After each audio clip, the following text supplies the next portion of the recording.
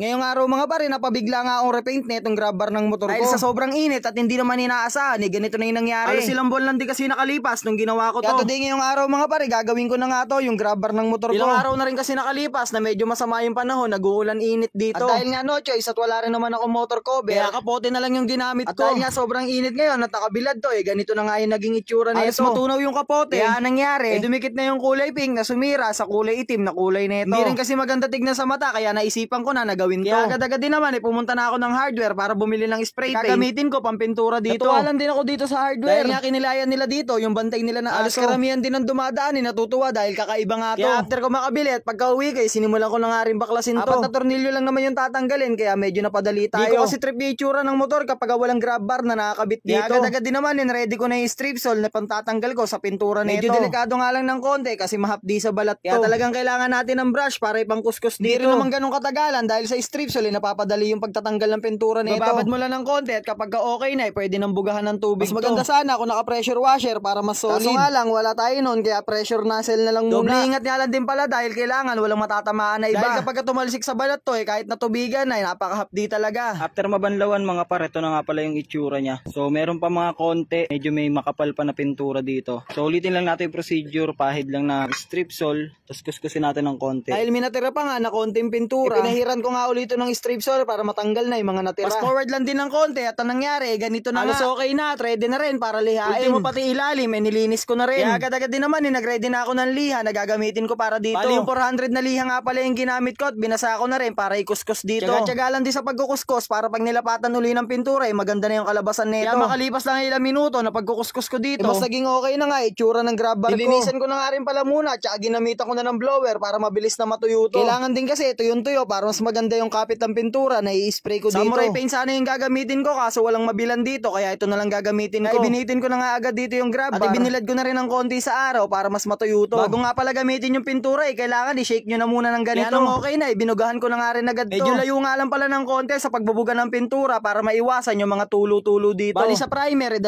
patong nga yung ginawa ko dito. 15 to 20 minutes nga pala yung pagitan ng pagpatong ko ng pintura dito. Kaya maya-maya rin naman, sinunod ko na nga rin yung pinakakulay na ilalagay ko dito. 3 patong nga pala ng itim yung ginawa ko dito. Wala pang top coat at ganito na kaganda yung kinalabasan nito. Hindi ko na nga rin pala naipakita na nilagyan ko to ng clear coat. Kaya from ganitong itsura, ito na nga yung pinakinalabasan. Sobrang kinis at napakaganda talaga ng pagkakabuga. Parang brand new na original, kaya kapag sinalpak talagang ayos talaga. Nakuha na nga pala ng mga nanalo yung pinarapol ko ng mga nakaraan. Hindi lang yon mga par, dahil mamimigay uli ako ng mga bagong pyesa. Mamimili rin ako na magkakaroon ng tsansa na masenda ng GCash. Kaya sa mga gusto mapasali, nasa comment section na yung link. Bale, ito nga pala yung game app na sinasabi ko sa inyo para magkaroon kayo ng tsansa na isa sa mapili na mabibigyan ko ng bagong pyesa. Pindutin nyo lang yung link na nasa comment section para ma-download nyo na to. Kapag nabuksan mo na at bago ka lang din dito, click mo lang yung register at ito na yung lalabas. Type mo lang naman dito yung cellphone number mo. Maglalagay ka rin na sariling password mo. Click mo lang yung send tapos may marireceive ka na verification code. Kapag okay na, i-click mo na yung confirm na nandito sa baba. Dahil meron na nga rin akong account, ang pipindutin ko na lang dito yung login. Type mo lang din yung cellphone number mo at ilalagay mo lang din yung password na ginawa mo. At kapag nakapasok ka na nga dito sa apps na to, marami kang laro dito na pwedeng pagpilian. Ang isa nga sa nilalaro ko dito itong Fortune Games. Dahil napakadali nga lang din dito manalo. Pindutin mo lang yung plus sign na nasa gitna. Ilalagay mo kung magkano yung ibibet mo sa laro na to. Dahil nga sa naglilibang lang din naman tayo, ang binet ko dito ay 10 piso. Para din naman mas madali, pinindot ko na nga dito yung auto spin. Para naman kahit ilapag mo na yung cellphone, naka-auto play na to. Nakakagulat lang din dahil sa unang spin na ginawa ko dito, yung 10 pesos na binet ko dito ay naging 20. At ang maganda ay nakuha pa natin yung times 3 kaya naging 60 pesos na. Ganun lang naman kadali manalo at the same time ay nalilibang ka pa. Kung gusto mo rin subukan, napakadali lang din naman mag-cash in dito. I-click mo lang yung plus sign na nasa taas tapos makikita mo na dito kung magkano yung amount na gusto mo i-cash in. Kapag nanalo ka na rin naman, napakadali lang din naman dito mag-withdraw. Ay pwedeng diretso sa GCash o kahit pa sa Maya. Ilalagay mo lang din naman dito sa baba kung magkano yung amount na gusto mong withdrawin. At kapag okay na, ipipindutin mo na lang yung withdrawal at ihintay mo na lang na pumasok yung kinash out mo. Ganun lang kadali gamitin tong game app na to mga par. Comment nyo lang din dito sa video na to yung screenshot na nakapag-login kayo. At comment nyo na rin yung pyesa na hiling nyo at kung bakit kayo yung karapat dapat na mabigyan.